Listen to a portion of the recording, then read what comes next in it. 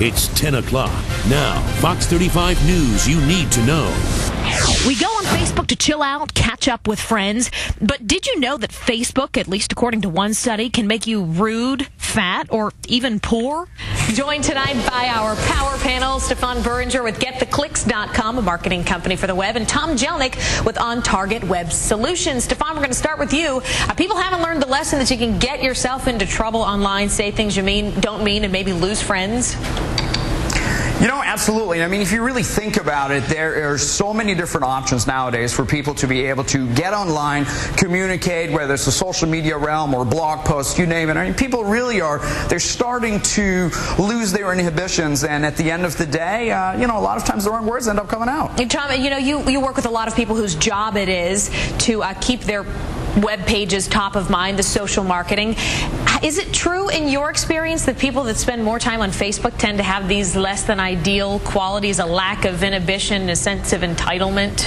Yeah, it's crazy. You know, they're hiding behind the keyboard, right? So people are now spending up to 4 hours a day online. So, you know, it's stream of consciousness, and they're not thinking before they post. Sure, and Stefan, especially now, it's a heated political season, and you know when your friends post something that you don't agree with on Facebook, sometimes the best thing to do is just be quiet, right?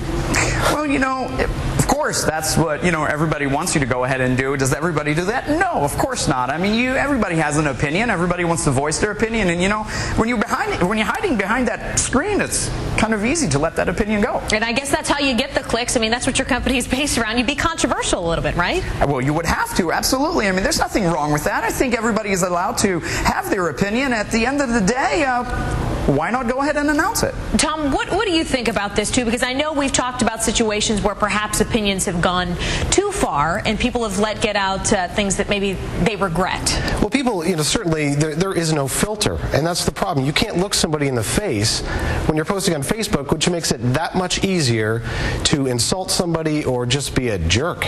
And Tom, do you agree, too, with the, you know, the report here saying that more Facebook usage is also connected to a lack of attention span? I can see that being the case. You know, I got to be honest with you, saying my attention span, yeah, it's minimal.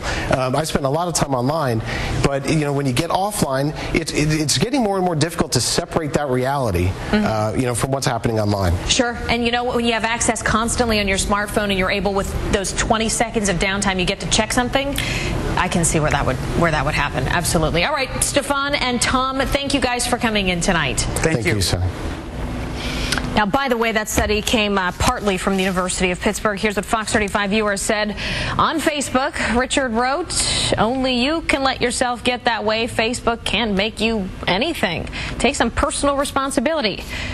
Alfra wrote, "Majority of those who are rude have always been that way. Facebook just helps give others an edge." I think that's true. You can get in on the conversation by going to facebook.com/Fox35 News.